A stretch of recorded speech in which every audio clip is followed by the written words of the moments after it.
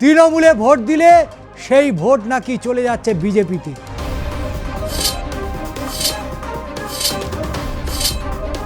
বারুইপুর পশ্চিমে যেখানে ইতিমধ্যেই কয়েক হাজার মানুষের নাম বাদ চলে গেছে এসআইআরে, বারুইপুর পশ্চিমে চতুর্মুখী লড়াই রয়েছে। 2026-এ কংগ্রেসকে এখনো পর্যন্ত কোথাও প্লেটে দেখতে পাওয়া যায়নি। যে নির্বাচনে প্রথম দফায় অলরেডি 152টি আসনে নির্বাচন হয়ে গিয়েছে, আর সেই বাংলা দখল করতে বিজেপি মরিয়া প্রয়াস চালাচ্ছে।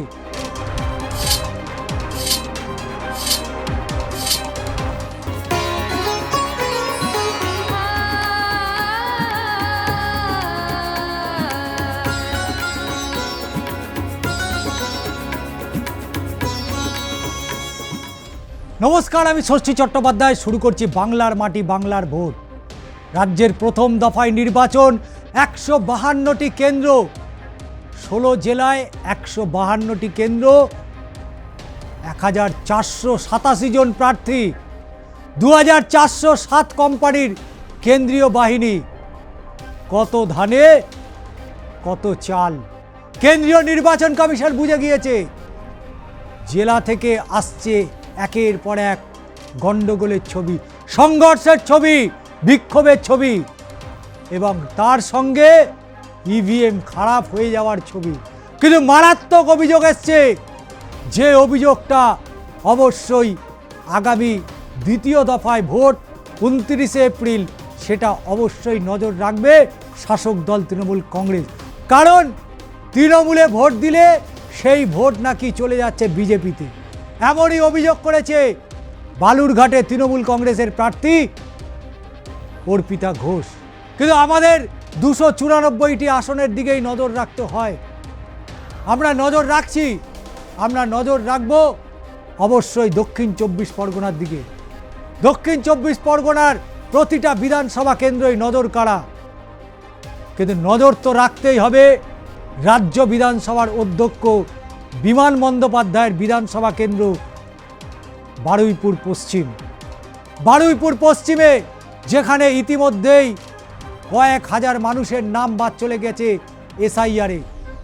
যে এসআইআর হওয়ার আগে 24-এর নির্বাচনে সেই ভোটার তালিকায় ভোট পেয়ে দিল্লির সরকারে বসেছে নরেন্দ্র মোদী। আর সেই এসআইআরে কত বাদ পড়ল বারুইপুর পশ্চিমে, আমরা নজর রাখব। কারণ বারুইপুর পশ্চিমে চতুর্মুখী লড়াই রয়েছে। সেই চতুর্মুখী লড়াই, সেই লড়াইতে অবশ্যই আমাদের নজর রাখতেই হবে। কারণ রাজ্য বিধানসভার অধ্যক্ষ বিমান বন্দ্যোপাধ্যায়, বামেদের প্রার্থী লায়েক আলী, ভারতীয় জনতা পার্টির প্রার্থী বিশ্বজিৎ পাল, কংগ্রেসের প্রার্থীর এখনো পর্যন্ত কোনো ছবি পাওয়া যায়নি। হ্যাঁ, এখনো পর্যন্ত কোনো ছবি পাওয়া যায়নি। চতুর্মুখী লড়াই বারুইপুর পশ্চিম। 2016 সালে এই বারুইপুর পশ্চিমে কি ফলাফল হয়েছিল আমাদের নজর তো রাখতেই হবে। তাই চলে যাব 2016 বিধানসভা নির্বাচন কেন্দ্র বারুইপুর পশ্চিম। 2016 সালের বিধানসভা নির্বাচন কেন্দ্র বারুইপুর পশ্চিম। অল ইন্ডিয়া তৃণমূল কংগ্রেস অধ্যক্ষ বিমান বন্দ্যোপাধ্যায়, তিনি বারুইপুর থেকে পেয়েছিলেন 99,945টি ভোট এবং 54.73% ভোট পেয়েছিলেন 2016 সালে। 2016 সালে বাম কংগ্রেসের জোট তারা পেল কত? তারা পেল 63,413টি ভোট, শতাংশের বিচারে 34.73%। তার পাশাপাশি ভারতীয় জনতা পার্টি তারা ভোট পেল 13,812, 7.56% ভোট। নোটায় ভোট পড়েছিল কত 2016? বারুইপুর পশ্চিমে 2217টি ভোট, অর্থাৎ 1.21% ভোট পড়েছিল। 2016 সালে বারুইপুর পশ্চিম থেকে তৃণমূল কংগ্রেস প্রার্থী ব্যাপক মার্জিনে জয়লাভ করেছিল। নজর আমাদের রাখতে হবে 2019-এর লোকসভা নির্বাচন, কেন্দ্র যাদবপুর, যে আজ যাদবপুরে একাধিক ঘটনা, একাধিক ইতিহাস রয়েছে। যাদবপুর বামেদের শক্ত ঘাঁটি, দুর্গ বলা যেতে পারে। সেই যাদবপুরের অনেক ইতিহাস রয়েছে। তবে তার আগে যাদবপুর লোকসভা কেন্দ্রে 2019-এর ফলাফলটা এক নজরে দেখে নেব। কারণ 2019-এর লোকসভা নির্বাচন, যেখানে অল ইন্ডিয়া তৃণমূল কংগ্রেস লোকসভা নির্বাচন, কিন্তু কেন্দ্র আমাদের অবশ্যই বারুইপুর। যাদবপুর লোকসভা কেন্দ্রে অল ইন্ডিয়া তৃণমূল কংগ্রেস তারা ভোট পেল 6,88,427। শতাংশের বিচারে আমরা দেখলাম 47.91% ভোট পেয়েছিল। ভারতীয় জনতা পার্টি তারা ভোট পেল কত? তারা পেল 3,93,233। এবং শুধু তাই নয়, তারা 27.36% ভোট পেল। কিন্তু বাম কংগ্রেসের জোট তারা ভোট পেল 3,02,264। নোটায় ভোট পড়েছিল কত? নোটায় ভোট পড়েছিল 15,541, অর্থাৎ 1.08%। বাম কংগ্রেসের জোট 2026-এ হচ্ছে না, এককভাবে লড়াই করছে।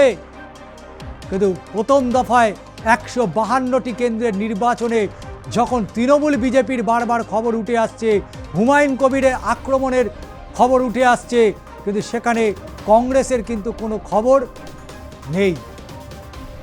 কংগ্রেস একেবারেই কোনো খবর নেই। কারণ মুর্শিদাবাদে, বহরমপুরে অধীর রঞ্জন চৌধুরী, ওদিকে রয়েছে মালতীপুর, যেখানে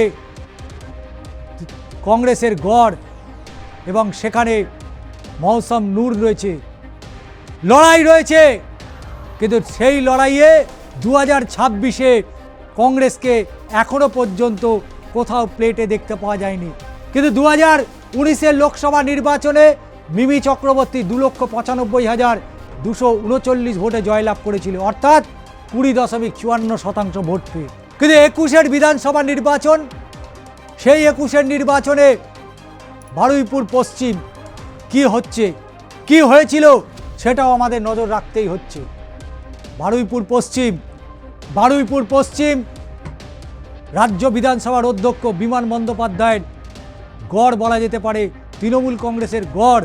এবং অবশ্যই বলা যেতে পারে যে গত 2011-র পরে 2021-এর বিধানসভা নির্বাচন ছিল একেবারে সমান। কারণ রাজ্যের একটা পরিবর্তনের ডাক এসেছিল, রাজ্যে পরিবর্তনের হাওয়া বইতে শুরু করেছিল। তৃণমূলের অনেক দাপুটে নেতা তৃণমূল ছেড়ে বিজেপিতে যোগদান করেছিল। এবং দেশের প্রধানমন্ত্রী এসে বলেছিলেন, স্বরাষ্ট্রমন্ত্রী এসে বলেছিলেন, আপকি বার 200 পার। কিন্তু 200 তো দূরস্থ, 100-র গণ্ডি পেরোতে পারেনি। কিন্তু বারুইপুর পশ্চিম, যেখানে অল ইন্ডিয়া তৃণমূল কংগ্রেস, তারা ভোট পেল কত? 1,21,006টি ভোট। বিধানসভা নির্বাচনে তৃণমূল কংগ্রেসের প্রার্থী বিমান বন্দ্যোপাধ্যায়, তিনি ভোট পেলেন কত? 1,21,006টি। দ্বিতীয় স্থানে ভারতীয় জনতা পার্টি, তারা ভোট পেল 59,096। কিন্তু সেই জায়গায় তারা শতাংশের বিচারে যদি দেখি 41.11% ভোট পেয়েছে। কিন্তু বাম কংগ্রেসের জোট তারা ভোট পেল 10,173। 10,173, 27.97%। তৃণমূল কংগ্রেসের প্রার্থী বিমান বন্দ্যোপাধ্যায় 61,910 ভোটে জয়লাভ করলো। তারা সেখানে জয়লাভ করলো, লড়াই হয়েছিল, কিন্তু সেই লড়াইতে আশেপাশে কাউকে দেখা গেল না। একমাত্র বিজেপিকে দেখলাম, তারা প্রায় কাছাকাছি 60,000-এ ভোট পেয়েছিল, যেখানে বিমান বন্দ্যোপাধ্যায় ভোট পেয়েছিল 1,21,000 ভোট। 24-এর লোকসভা নির্বাচন বাংলায় তৃণমূল বিজেপির ভোট একেবারে 50-50 হয়ে গেল। 2,78,00,000 ভোট পেয়েছিল শাসক দল তৃণমূল কংগ্রেস, আর বিজেপি ভোট পেয়েছিল 2,28,000 ভোট। আমাদের নজর ছিল বারুইপুরের দিকে, কারণ 2024 লোকসভা নির্বাচনে আমাদের নজর তো ছিল বারুইপুর পশ্চিমের দিকেই, কারণ বারুইপুর পশ্চিমে কি হবে সেটা অবশ্যই নজর ছিল। কত মার্জিনে এগিয়ে রেখেছিল সায়নী ঘোষকে, কারণ 2024 লোকসভা নির্বাচনে সায়নী ঘোষ পেয়েছিল 7,17,899টি ভোট, অর্থাৎ শতাংশের বিচারে যদি দেখি 45.83% ভোট পেয়েছিল সায়নী ঘোষ। কিন্তু বাম কংগ্রেসের জোট বিকাশ রঞ্জন ভট্টাচার্য তৃতীয় স্থানে চলে আসে, বিজেপি চলে আসে দ্বিতীয় স্থানে। ভারতীয় জনতা পার্টি যাদবপুর লোকসভা কেন্দ্র থেকে 4,59,698টি ভোট পেয়েছিল, শতাংশের বিচারে 29.35% ভোট পেয়েছিল। বাম কংগ্রেসের জোট হয়েছিল, তারা ভোট পেয়েছিল 2,58,365। নোটায় ভোট পড়েছিল কত? নোটায় ভোট পড়েছিল 7,415টি, অর্থাৎ 0.47। কিন্তু ভুলে গেলে চলবে না, আইএসএফ তারাও ভেবেছিল তারা লোকসভায় যাবে, নিজেদের একজন প্রতিনিধি পাঠাবে, তারাও সংসদে গিয়ে তাদের বক্তব্য তুলে ধরবে, রাজ্যের মানুষের বক্তব্য তুলে ধরবে। তাই আইএসএফ, ইন্ডিয়ান সেকুলার ফ্রন্ট, তারা প্রার্থী দিল, তারা ভোট পেল 83,362টি। 3,362টি ভোট পেয়েছে 2024 লোকসভা নির্বাচন। সায়নী ঘোষ 2,58,201 ভোটে জয়লাভ করে, অর্থাৎ 16.48% ভোটে তিনি জয়লাভ করেছেন। সায়নী ঘোষের সেইভাবে ফাইট দিতে হয়নি, ইজি সিটটা দখল করেছিল খুব সহজেই। কিন্তু 2024 লোকসভা নির্বাচনের পর 2026 নির্বাচন, যে নির্বাচনে প্রথম দফায় অলরেডি 152টি আসনে নির্বাচন হয়ে গিয়েছে, যেখানে 30 জন হেভিওয়েট প্রার্থী ছিল। বহরমপুরে অদিত চৌধুরী যদি হয়, তাহলে অবশ্যই নিশীথ প্রামাণিক থেকে উদয়ন গুহ থেকে শুরু করে বীরবা হাসদা, শুভেন্দু অধিকারী, পবিত্র কর, মানস ভূঁইয়া, অগ্নিমিত্রা পাল থেকে দিলীপ ঘোষ, সবার ভাগ্য পরীক্ষা হয়ে গেছে। সবার ভাগ্য পরীক্ষা 4 মে তাদের ফলাফল বেরোবে। দফায় দফায় ঝামেলা, দফায় দফায় ইভিএম খারাপ। প্রথম দফাতেই যদি এই অবস্থা হয়, দ্বিতীয় দফায় তাহলে কি করবে? 2,407 কোম্পানি কেন্দ্রীয় বাহিনী নিয়ে নির্বাচন কমিশন নিরাপত্তা সুনিশ্চিত করতে পারল না, কারণ বাংলার যে ভোট ভারতবর্ষের অন্যান্য রাজ্যের ভোটের থেকে সম্পূর্ণ আলাদা। কারণ বাংলার মানুষ এইখান থেকে ভোট দেয়, বাংলার মানুষ রাজনীতিটা এখান থেকে করে, হৃদয় থেকে। তাই সব রাজ্যের সাথে বাংলাকে যারা গুলিয়ে ফেলে, তারা বাংলার হিস্ট্রি, বাংলার সংস্কৃতি সম্পর্কে তারা কিচ্ছু জানে না। যেমন জানে না উত্তরপ্রদেশের মুখ্যমন্ত্রী যোগী আদিত্যনাথ, তোমরা আমাকে রক্ত দাও, আমি তোমাদের স্বাধীনতা দেব। এই বাক্য কে বলেছিল সেটাই জানে না। নেতাজি সুভাষচন্দ্র বসুকে স্বামী বিবেকানন্দ বলে ফেললেন। দেশের প্রধানমন্ত্রী, সাহিত্য সম্রাট বঙ্কিমচন্দ্র চট্টোপাধ্যায়কে বলছেন বঙ্কিমদা। তাদের কালচার এইরকমই, তাদের কালচার এইরকমই। তারা নাকি বাংলা দখল করবে, বাংলার মনীষীদের চেনে না। আমি বলছি, ভোট রাজনীতিতে মনীষীদের কি কাজ? আরে জানি না যখন বলবো না। এমন একটা ভাব করে যেন বাংলার মানচিত্রটা তারা যেন গুলে খেয়েছে। বাংলার মনীষীদের নাম তাদের কাছে যেন জল ভাত। অত সহজ নয়। ভারতের স্বাধীনতা আন্দোলনের পটভূমিকাই হচ্ছে বাংলা, আর সেই বাংলা দখল করতে বিজেপি মরিয়া প্রয়াস চালাচ্ছে। আর নির্বাচন কমিশন সেই বিজেপির অঙ্গুলি হিলানে চলছে।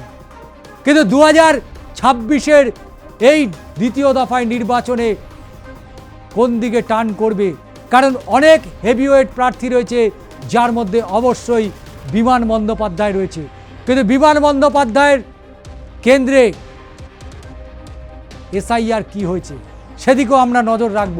তাই এসআইআর প্রক্রিয়াতে আমাদের নজর রাখতেই হবে, এসআইআর প্রক্রিয়াতে আমাদের নজর রাখতে হবে। কারণ তৃণমূল কংগ্রেসের বিধায়ক বিমান বন্দ্যোপাধ্যায় জয়ী হয়েছিলেন 61,910 ভোটে। বিমান বন্দ্যোপাধ্যায় তৃণমূল কংগ্রেসের প্রার্থী 61,910 ভোটে জয়ী হয়েছিলেন। এসআইআর হলো প্রথম দফায় 34,477 জনের নাম বাদ চলে গেল 16ই ডিসেম্বর 2025।